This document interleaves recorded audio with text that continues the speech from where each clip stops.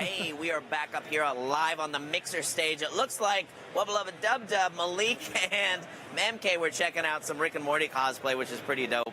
Pretty exciting to see all the cosplay. That's what PAX is about. Ton of awesome cosplay, ton of awesome content here, but also the games.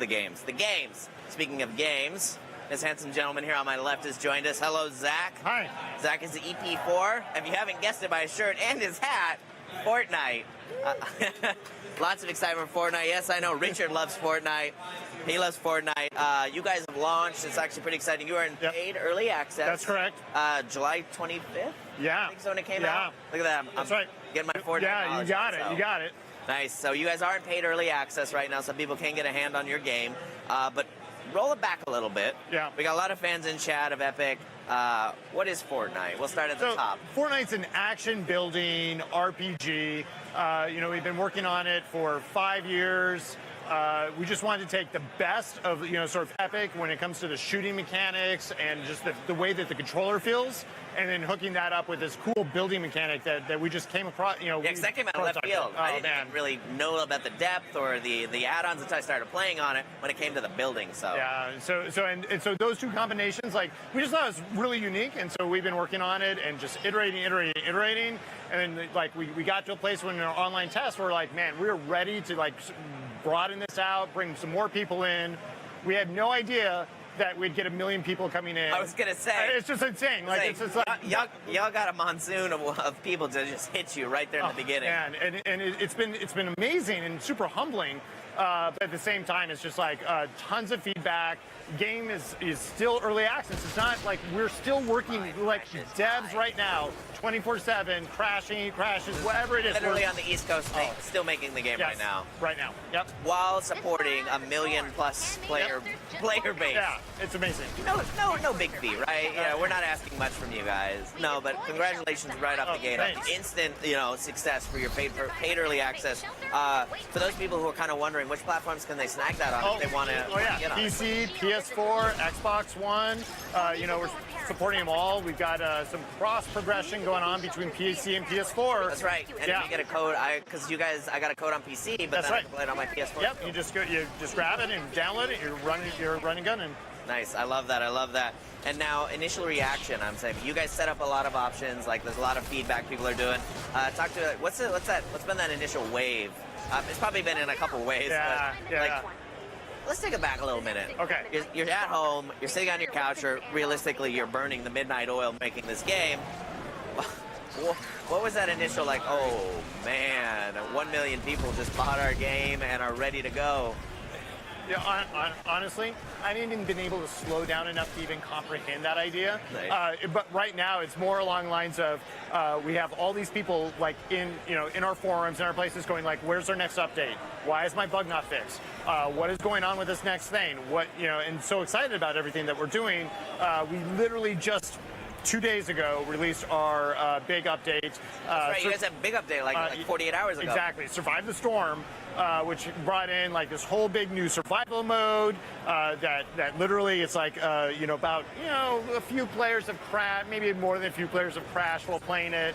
But again, it's in pre-release, right? Yeah, it is, but still, it's we want to take care of every single one of those players, make sure they're hooked up. But man, so those guys were working so hard on it, trying to make those pieces come together. Even being able to consider any of what's going on, it's no, you can't sleep at the moment. We're here, here at PAX, trying to spread the love, bring what we can to everybody. So. Yeah, and let's actually talk about that for a second. So you actually have a Fortnite experience booth here. Yeah. That if you're lucky enough and you're coming to PAX, what are you guys giving to the players? So right now, we have some cards that we're giving out. We have some items that some unique in-game items that people can get from our booth.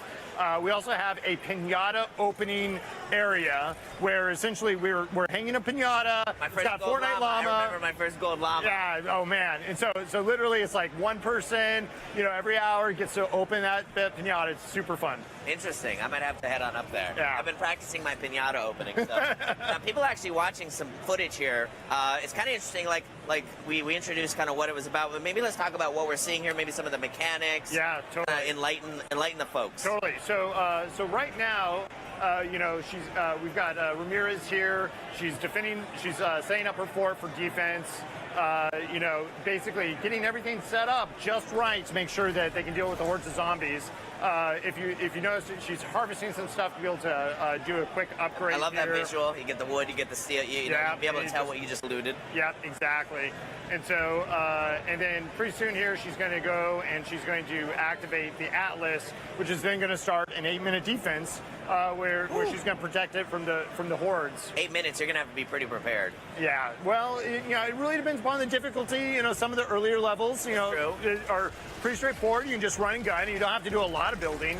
I would say shout out to that ramp up. You guys did a really good job of introducing in the game because when I first got it, I got it literally based on the raw hype of my friends not shutting up about it, saying, Stein, play this. Stein, Stein, we're playing Fortnite tonight. You got to play more games. So I was like, all right, I bought it. But you guys had the tutorial's great. It walks you through because I didn't know the building mechanic was a thing. Yeah. And layered in all this is a great story. Yeah. On top of all of it. Yeah. Well, and I think that's the thing that not everybody gets, which is a lot of people see the co-op nature of the game, which they really, really enjoy, but they don't realize like there's also a solo experience. There's a quest line.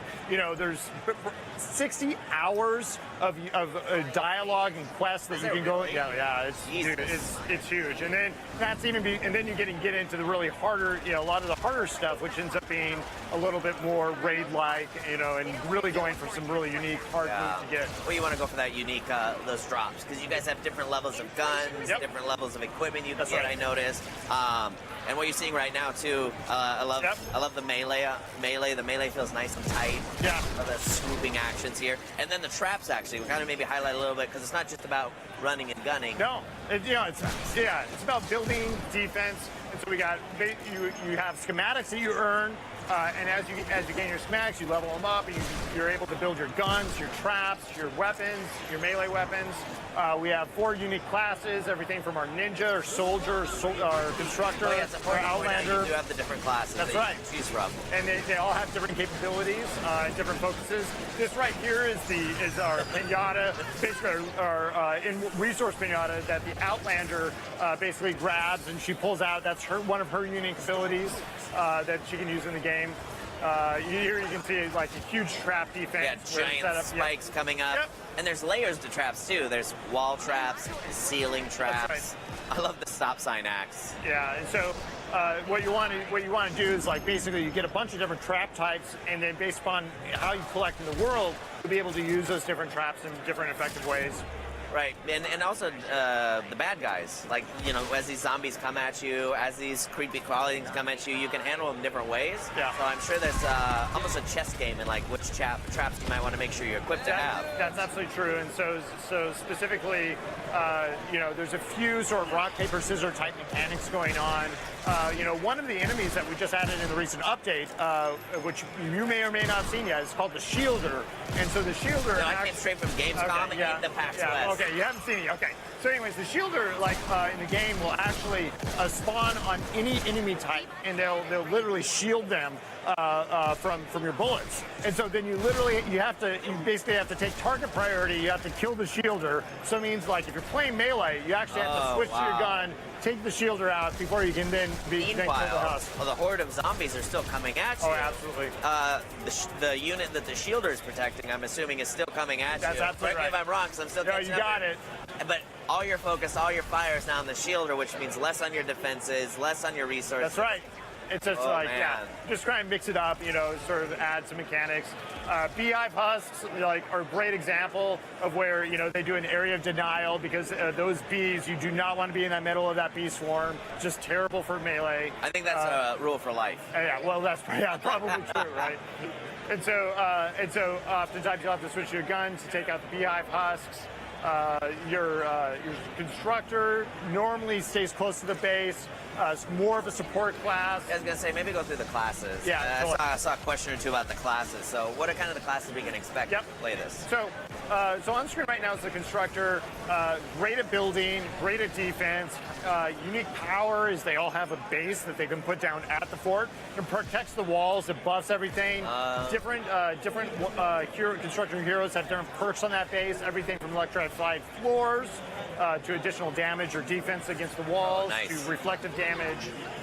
So one of the actually really fun classes. A lot of those are unique just to this class type. That's right.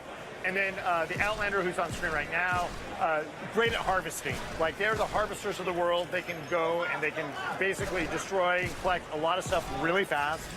They also have a unique power, pick up sort of the fragments that are in the world that then either give you basically that power up their unique powers, which is like either a shock tower or a huge robotic like bear with like Raider almost. Yeah, exactly. And so that class is fun, fast, fluid. They have like a phase power where they literally jump through space real But fast. it sounds like you could get yourself in trouble really quickly with that class if you're not watching or being too careful. They're pretty squishy. So and so then you get into the ninja. Melee, they have Dragon Slash, essentially. Actually, the ninja ends up being one of the best classes to play in some of the lower levels and early in the game because they scale very fast initially, and so really can take out a lot of huts fast. Now, in the later game, they're not quite as powerful yet. We're still looking at some of the balancing in there. Yeah, but it's worth noting you're still balancing all these character classes. Oh, yeah. And we're literally...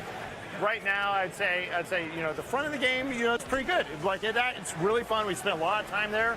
The later game, we're still working on it. So the soldier, if you just like running and gunning, ninja throwing stars. Looks like someone's showing some love there for some of the ninja moves. Yeah. And then our soldier Ramirez, and sort of and all of the other characters in the soldier class. You can see here she pulls out She's got her that big old minigun. Yeah, so that's one of her unique powers. It doesn't cost you any ammo. You pull that out, blade waste. You have War Cry, which powers your entire team up, so that way all their assault weapons and their weapons get more powerful. Kind of do a team boost. Yeah. So. Because it really speaks, because you can play it solo, or you can play it with up to 3 friends. That's right. And you guys have the crossplay on. So currently we don't have any cross. Well, there's like a little. Okay, so there's a hole. So for if you create an Epic account, right, on PS4, right, and on PC, right, your friends on PC can join your PS4 game.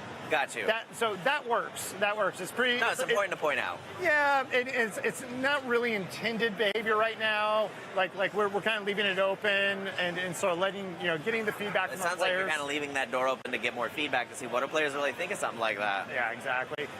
We really want to make sure the game is social.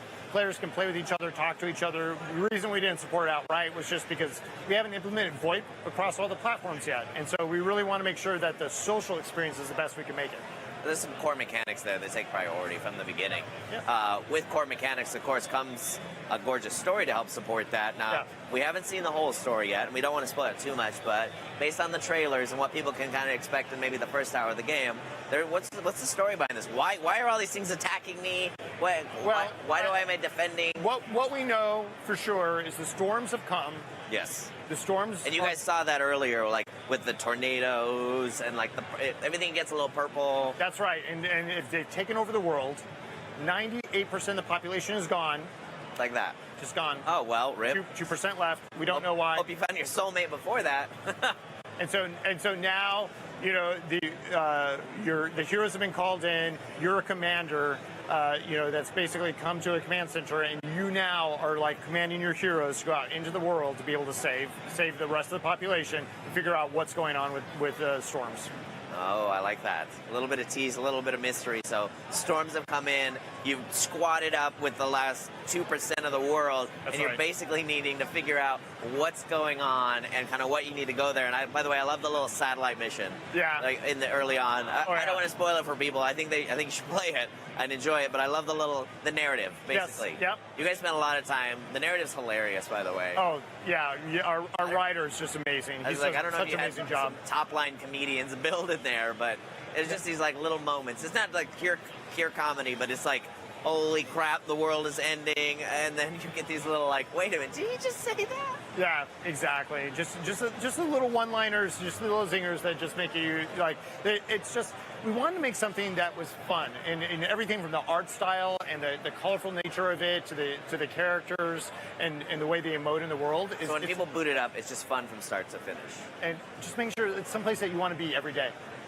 I like that. I like that idea. And I can tell you, when I'm not in Gamescom or traveling or flying or jet lag, it's definitely a game where I want to be every day. I've been playing it with my friends. Xbox mostly is where we've been enjoying it. Yep. And I like you have the different flavors. So personally, I like with friends. It's like our friend game. Like we'll get on the group message or we'll get on Discord and like, all right, everybody, all right, party up, let's go, and we'll all ready up. And I like that idea. You guys have a lot of play sessions at work, I imagine. The same way. Not nonstop, and so we just jump into our Discord, and actually, we oftentimes are playing with our players, like because it's like you just jump on, jump into our community, and our shared community, grab a couple players and go online and play. It's super fun, like being able to just jump in. Everybody comes together. Everybody takes a role, and we go. I love it. Well, super exciting. Again, you are in early access, paid early access. That's right. To clarify, That's so right. People can get their hands on it. Multiple platforms. When can I get my hands on the game that you've said publicly? No, like you mean like the free to play version? Yeah, or there we go. There we go. Yes. When are we? So right now, okay. So anybody can buy in right now. Yep. Right. Xbox One, PS4, PC. Yep. The free sometime next year, and Yes. we're not sure exactly when. You're giving me enough of a carrot. I can keep you on my radar. All right. Yeah, it'll be sometime next year. We're excited about it. The key thing right now is we want to make sure that the systems and all the experience of the systems are the absolute best we can make it. Yeah, you don't want to release a game feedback. that maybe has half the system done or another half system overbaked. You want to make sure everything is even keeled. Yep, and that's you guys are taking the feedback. You're making sure it's going to be what it needs to be when it comes. And we're doing that with our community. Nice. Well, that's fun. Well, thank you for joining us. That's really awesome. Chat. I know you guys are showing some hype and some love for it. A lot of people people want to know where they get your T-shirts. That's right. I'm working with our publishing department right now. We'll figure it out. Well, people want to rep that swag when they stream it. I know, right? I love it. We've got some more interviews. We're not done yet. We still got 30 more minutes or more of content here, so stay tuned. Hang tight. We're going to shoot on over to one of our roaming cams right now.